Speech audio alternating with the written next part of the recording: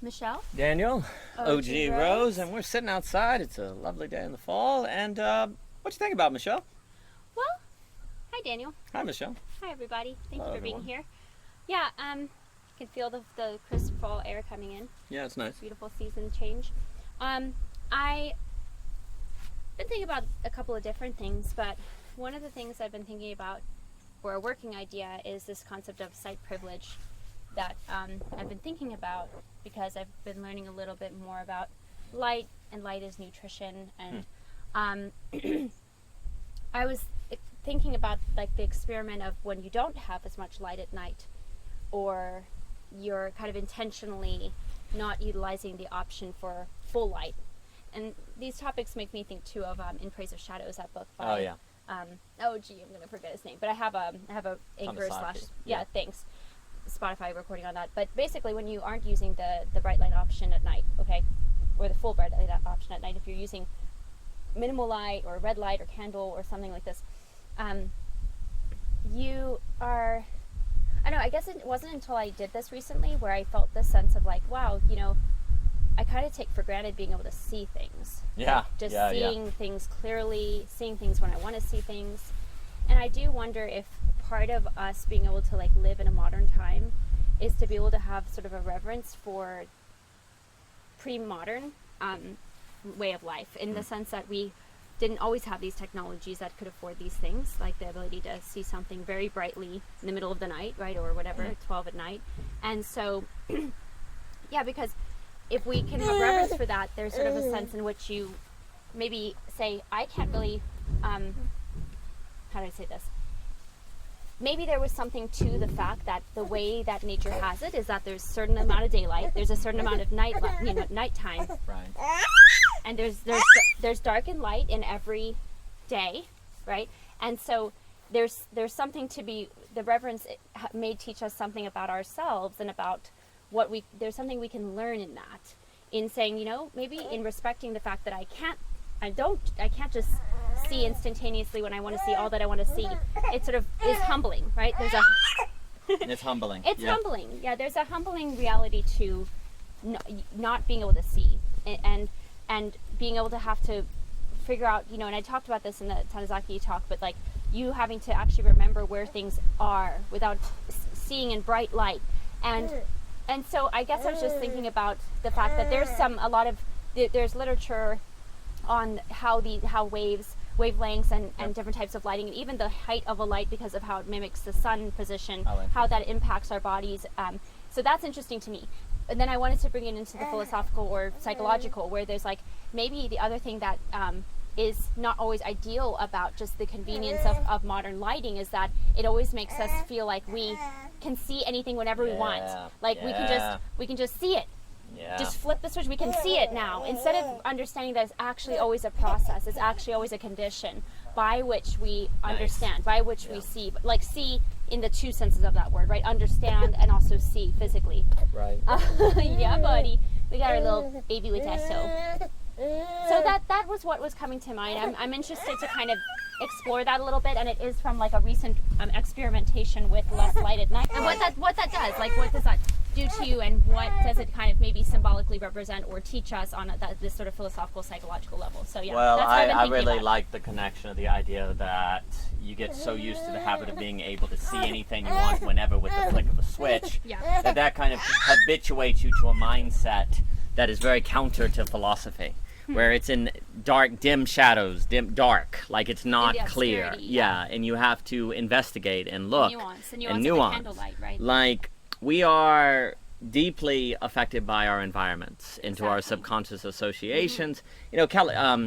James K. Smith talks about that, where he talks about society as liturgies, and he makes the example that when you go to the mall, it the space, it works on your likes, because you see, say, nice clothes or something. It works on your loves. And then his point is, so our spaces work on our loves, which work on our habits, which make us. Because our habits are formed by what we love, right?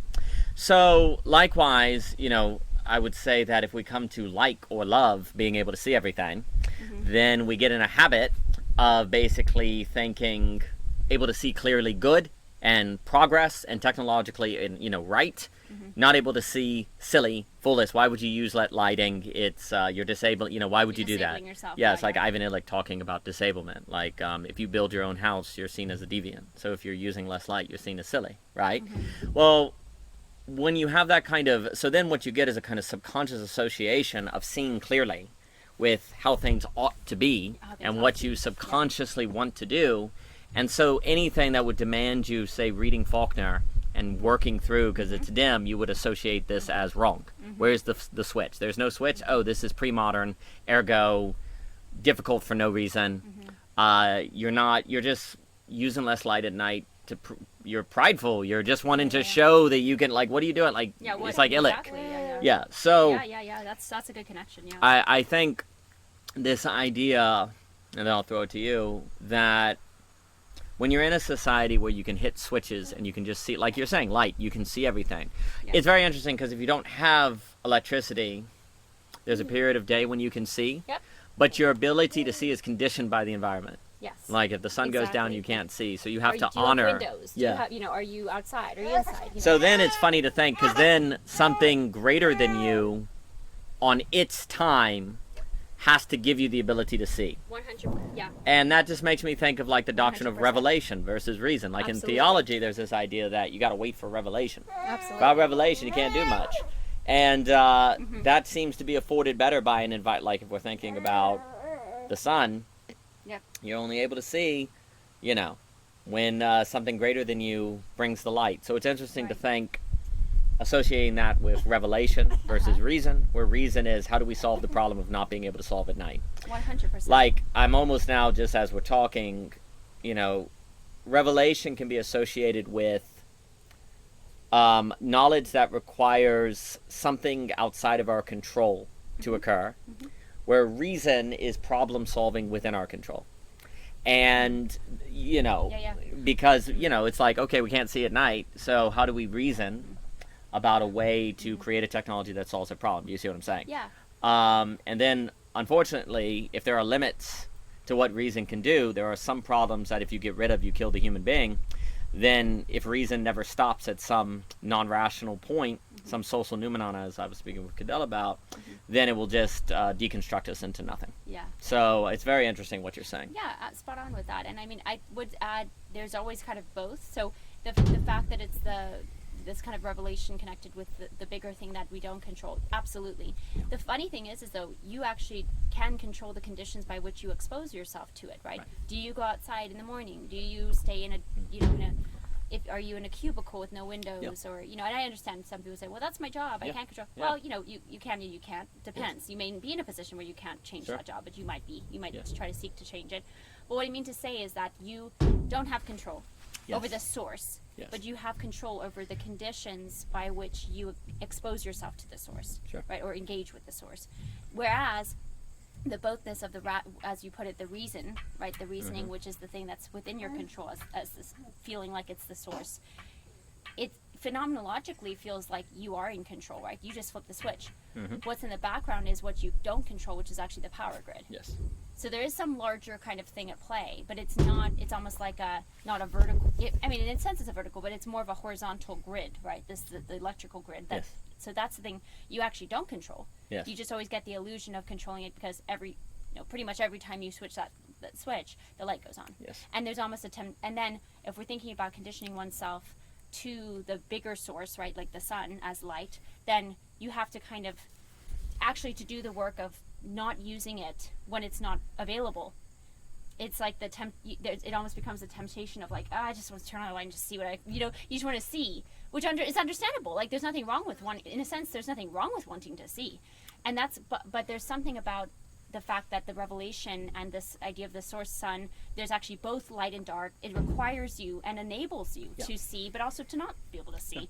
Whereas with the light always on, it's almost autonomous rationality. Yes, right? it it's is. always, 100% it's always just on whenever I want it. Yeah. There's no requirement for it to be off. No. You have to then set those limitations for yourself. So anyway, I do think it's fascinating because I do think that there's something about that the presence of that there that then makes you have to make a choice with how much you're Yes. going to engage with it or not. And Yes. you know, again, it's very, Which means you can be seen making those choices and judged by the crowd as accordingly. silly, or you're Yes. you're trying to be better than everyone, not to use light. Like, Yes. you know, it's funny how those things can come up. Oh, you're just trying to prove something to Yes. who by not using light, when it's just there. You're Uh-huh. welcome to use it, you know. So I do think there's a lot of interesting things about that. But there is, I mean, I thought about the term site privilege as kind of a joke, like in Oh, yeah. the sense that but there is something about this idea of taking it for granted. Absolutely.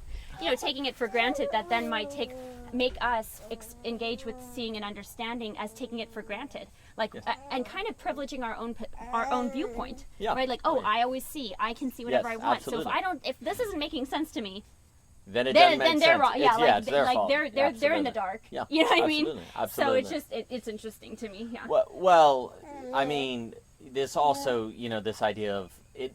This also is getting into the sociology of ideas. It's like at the net we were talking about, quote unquote, metaphysical violence. Right. And the way to describe that, as Zizek goes about it, is, you know, if you exist in a society where, say, the burqa or birth control or something like that is not, it is not like, you're not in a society that is, say, Catholic. Okay.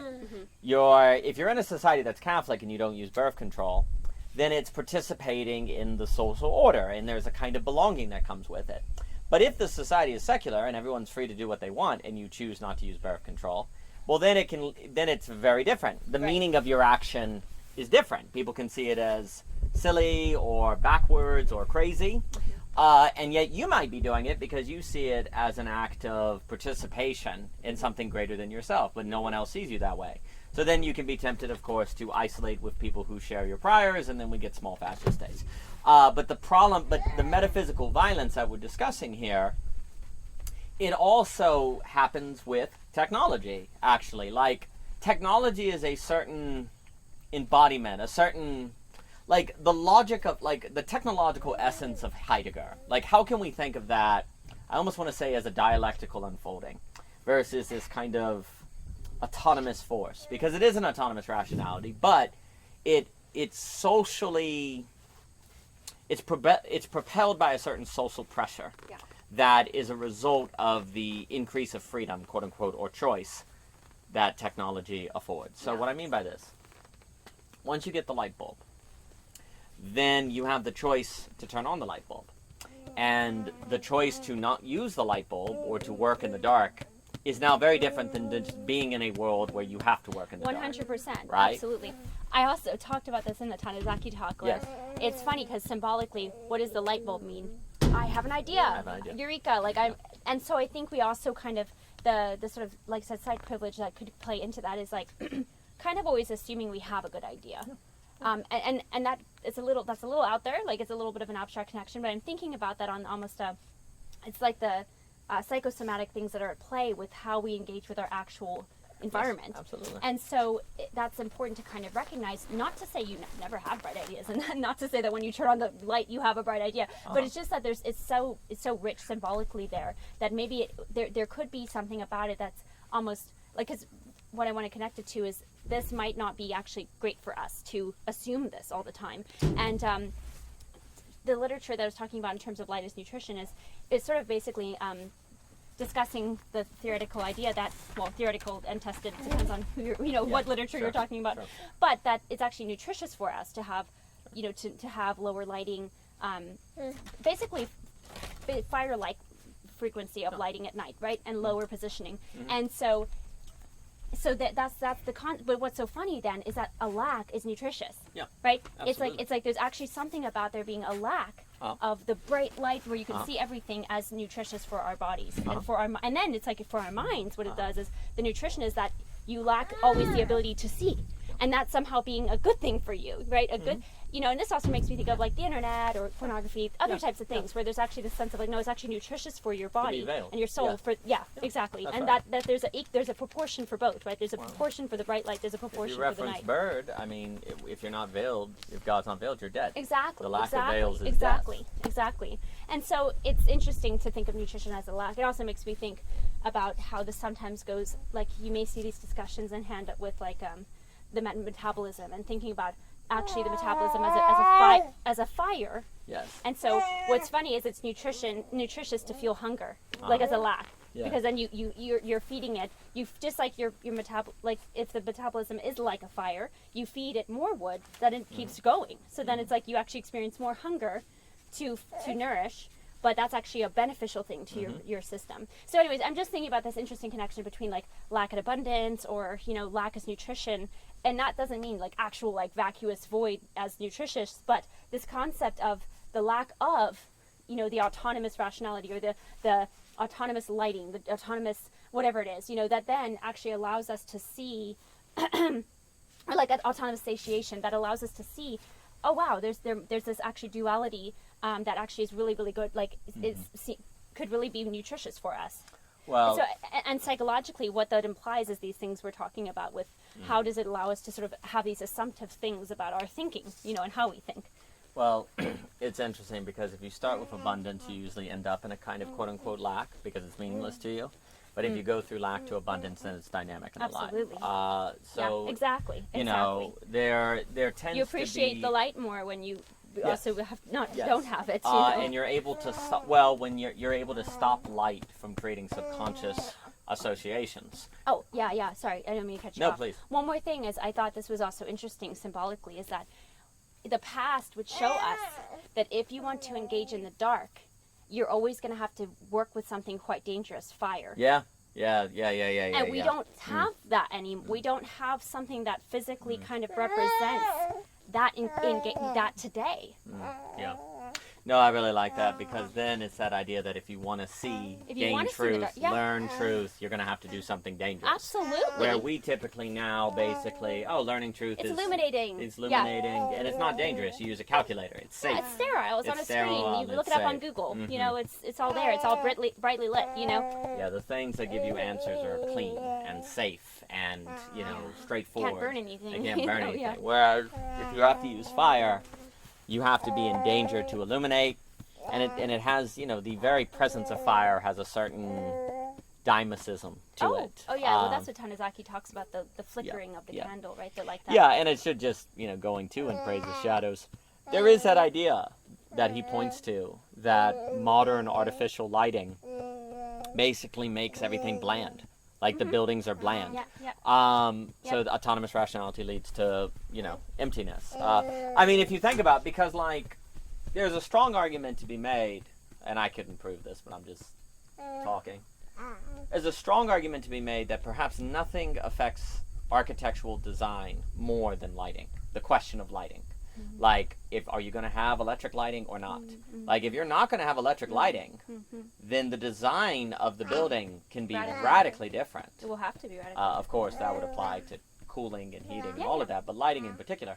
Like, where you locate the kitchen probably is going to need to be in the direction of the sun setting, for example. I could go on. Yeah. Today, where you don't really have to worry about the location of the sun to light your building, or fire, or how to have a fire that doesn't burn the house down, well then you can probably make the building more blockish, less charactered. It has less character. I remember, in research, when we did work writing Esperanza, just learning about the architecture of Havana, how the buildings were designed to work with the climate, with the light, all of that. There's a sense in which if you have artificial lighting, there's almost a sense of, why would you bother? Like, what are you doing? Yeah, why would you think about where the sun rises and where it sets, or how close the river is, or where this or the other? It can just, all of that can be brought to you, at a button, like basically a flip. Yes, and then you have a dangerous feedback loop, and I'll throw it back to you, is that because if you have a bland architecture, that creates subconscious associations in your mind. And now thinking blandly equals thinking illuminated, and being smart is thus to be bland.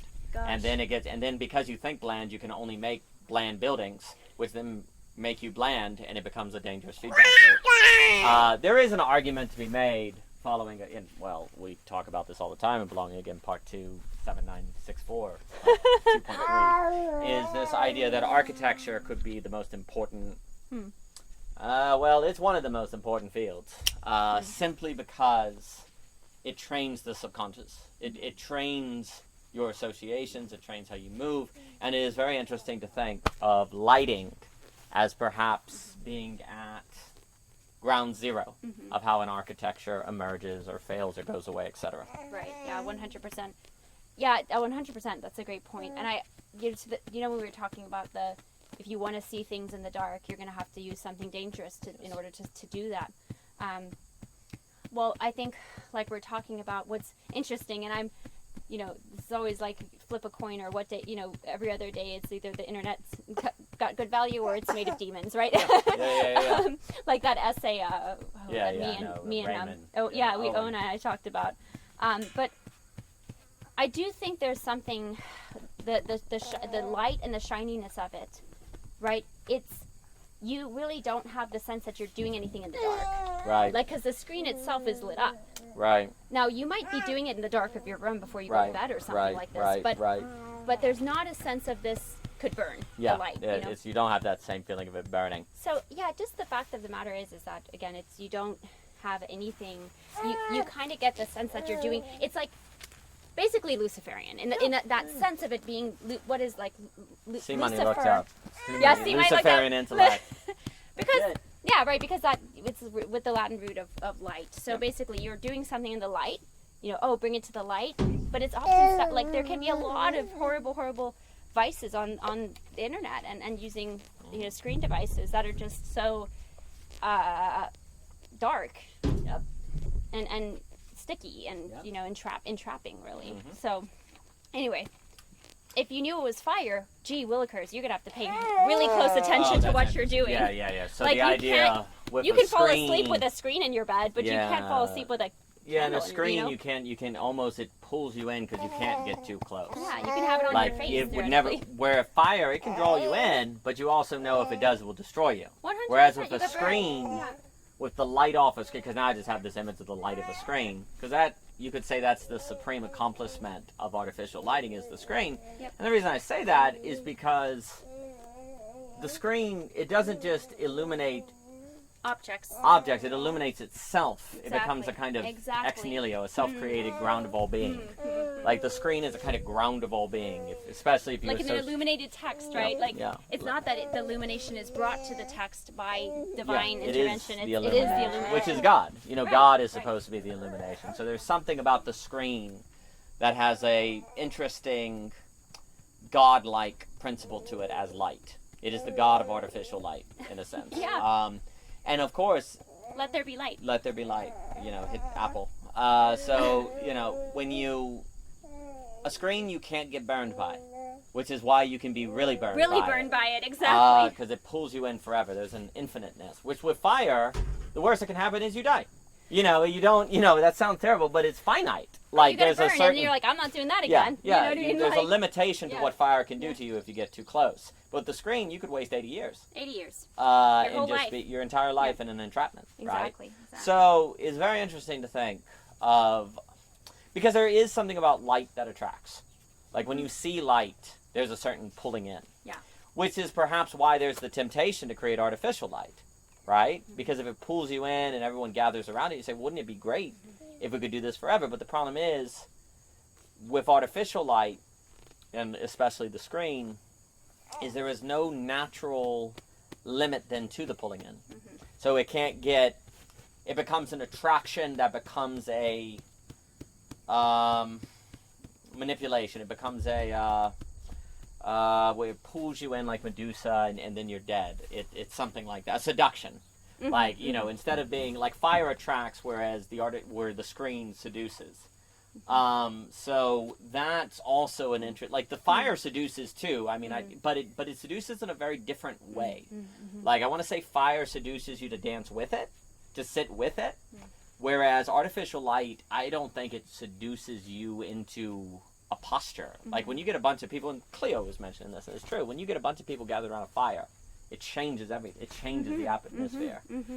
I mean, I don't see the atmosphere being changed by people sitting under an artificial light, but I do see the atmosphere being changed by people all on screens, but they're isolated. So fire joins a community, whereas the screen isolates. Absolutely. Especially, I mean, the ultimate screen is the cell phone, because it's the individual screen. The TV was a step in this direction, but it couldn't kill the community entirely. Now the cell phone can. So it's very interesting what you're saying. Yeah, no, that's really good point. That makes me think of Samuel Barnes. He's mentioned about the hearth being the center of the home, or the heart of the home. Yeah. That was fire, Yeah. right? It was both illuminating, cooks your food, and it also could harm everything. Mhm. But you keep it in a container. Right. You keep it in a proper container. That's the other thing. Is like, yeah, I guess there's a container to a screen, Right. but in a sense, it has no. It doesn't really have a stationary container. It can go here, it can go there, it can go in your pocket, it can go in your bag, it can go on a shelf, it can go outside, it can go in your car. It's like, it's not limited to its like physical locality, whereas like fire has to be on a wick, has to be in a hearth, it's limited. has to be in a fireplace, in a fire pit. Like it has to be.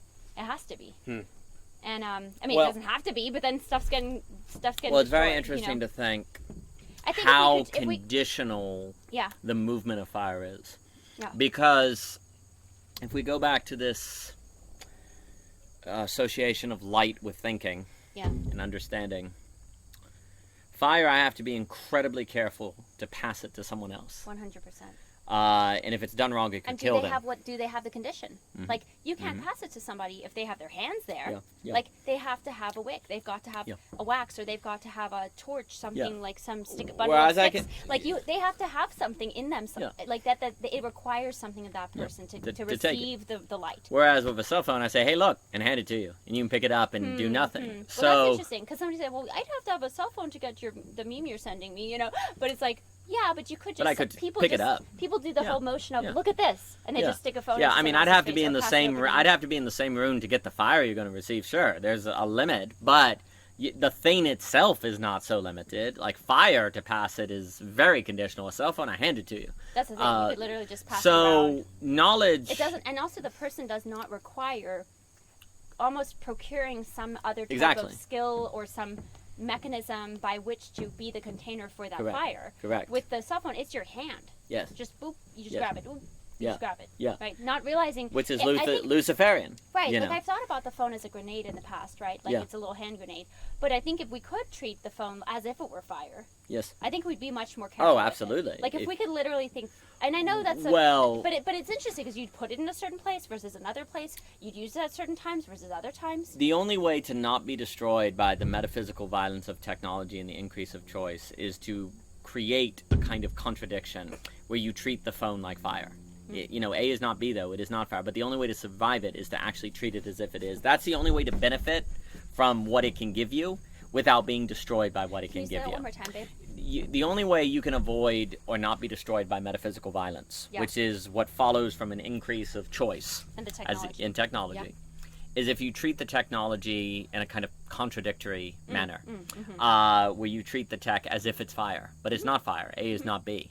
And yet, if you treat it like fire, then you could use the picture function of the internet and not be destroyed. 100%. But if you treat it like a phone, A is A, you've got an entrapment. You've got it, and you're stuck. You're going to eat yourself. So the only way to basically, as odd as it sounds, the only way to not be destroyed by freedom is limit. And the way you set a limit is by just deciding, I'm going to treat it like fire. But of course, you don't avoid, even if you do that, you don't avoid the metaphysical violence of being seen as weird for doing that. But at least when you do that, then you are protecting yourself from that metaphysical violence destroying you, because you can resist the social pressure to give in entirely. So that's what I mean to say it's the only way to save you from metaphysical violence. I don't mean it makes the metaphysical violence go away. I mean to say that the only way that you can survive is basically to set some sort of limit. And learn how to wield it, right? Yeah. Use it for good, like is to treat it that way. Yeah, well, the argument would be without the limit, you won't use it for good. It will just be a cancer. Cancer has no limit. It just grows and goes on. But the issue, technologies are things that limit has to be chosen and imposed upon it. But all your neighbors think that's dumb. Yeah. So you just have to know better. But how do you know better? No one's ever told you. Your neighbors haven't. So where do you get the idea from? And that's where architecture is a big deal. Because architecture can teach you things without anyone knowing the things around you. Like architecture can train you in a manner to make associations. And by architecture, I'm using that kind of more broadly to just mean environment, lighting, et cetera, so forth. Even if no one around you knows the dangers of autonomous rationality, or has even heard that concept, the very environment of fire versus artificial lighting could actually help habituate one subconsciously and in their actions and in a manner that would help them better not be destroyed by metaphysical violence or the blandness of A is A, or choose your own self-effacement adventure. So, you know, I that's think... your next board game. Yeah, that's actually that's a big choose sell. your next self-effacement adventure. That's great. It's like one of those books. Like make a little Monopoly board. Yes, you buy houses. You have a little you know, wheel you spin, and you actually want the land on a house. self-effacement. It's actually better to have the house that might burn than the one that doesn't, right? It's really odd. Like, so victory is, I have a flammable house? Yes, because that means you as a subject have conditioned yourself to the danger. Well, that's to the Yeah, please. I mean, to the danger point. That's the crazy thing, you know. A lot of times it can be, I can understand and I empathize with the reality that, you know, again, fire is dangerous, right? These things that are kind of pre-modern can be dangerous, right? But we don't, in not acknowledging the potential danger of a cell phone, right, or certain technologies, we kind of don't give anybody the skill to know how to handle real danger, while we just completely overlook the fact that there's a massive unlimited danger. Unlimited in the sense that we were talking about, right? A person can literally get entrapped for 80 years in some sort of cell phone addiction. Absolutely. Whatever that is, gambling, pornography, even dopamine hits from... It's hard to get videos, addicted you know? from burns. You don't tend to get addicted to burns, you know. But you do get addicted to screens. Yeah. Well, and it's also, like, I don't know, just to... It's a dark thing, but people could be like, well, what about like self-harm in burning themselves? But the thing is, like you said, you have limitations, right? You either just die, can't do that all the time, or people see it. Yeah, you can't. Nobody sees the burns that are all over you from using your screen. Yeah, now your body might show it in this concept as light as nutrition. It's you're not sleeping very well. You're kind of frazzled. Like you're not able to concentrate. You know, there are things that might manifest, but they're kind of a little bit more, they're not things you just look at the body and maybe immediately tell. Now, so maybe somebody who's very well versed and maybe has, you know, I don't know, has a lot of years and experience in that field might be able to tell. You know, it's like the shamans who would look at a face and be like, I know what's, you know, you could they could look at somebody's face and see what's kind of going on. You know, I mean, so the screen has destroyed the nervous system. People don't have a nervous system. They can't handle social negativity, which is hilarious. That's you know, we're doing this kind of bothness ironic thing, right? Well, it's funny how the nervous system, right? No nervous system. Oh, it's kind of a play on words there, right? Because it's no nervous system actually makes you very nervous. Whereas if you accept the nervousness and you learn how to the carry nervous with system. that, right? Where you learn how to work with the danger, right? The fire, then you actually can learn to develop your nervous system and resiliency. Yeah, that's right. So.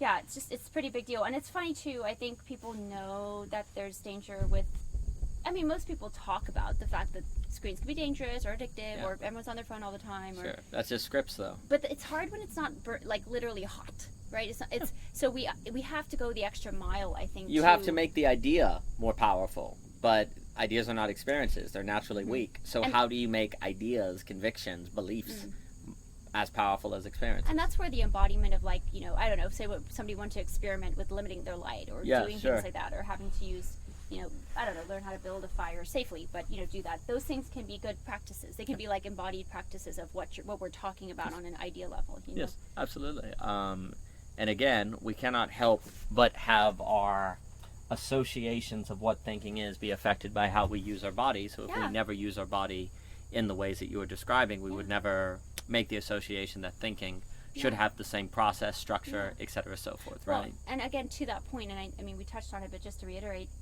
when you can't see, and there's that temptation to just want to flick, you know, turn the light switch so you can see everything really clearly. It's like, oh, I am a limited human being. Yes. Like, I can't see all the time. Yes. I cannot see all the time. I can't, and I think that's just a profound reality that it's hard for us to accept because of our ego, in the egoic sense, but also it gets harder to accept on a phenomenological level, on a psychosomatic level, on a psychological level, because our modern technologies just say, yeah, you can see all the time. You can see whenever you want, you know. Yeah, and also you would never wake up in a room, not be able to see and say, well, there must not be anything here.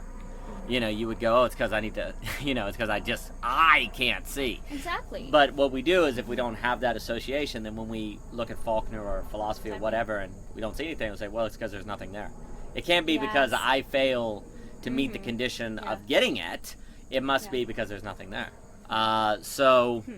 This, our relationship to light does have an impact on how we subconsciously associate our relationship to not seeing. And learning. Yeah, even, and learning. Like our relationship Absolutely. to learning. Absolutely. Absolutely. You know, because like you, exactly what you say is this sort of, if you get it, right? You get it. That's kind of associated like, oh, you know, if I get it, then there's something there to get. But if I don't get it, Then there's nothing there. No, No. there is something. There could very well, and the idea of it being like, there's something very profound there. First of all, the recognition of your own human limitation, that humbling factor, right? And then also the idea that there's a nuanced reality here. Yeah. And wait, that's the other thing too, is like when you have to just be in the dark, you're like, all I can do right now is, if I really do need to see this thing or look for a particular thing, I just have to wait till the sun comes up. Yeah. You know, I have to wait till Yeah. the conditions are ripe for be able to see and understand. Yeah. I can't demand it and insist on it and feel entitled to it right now, you know.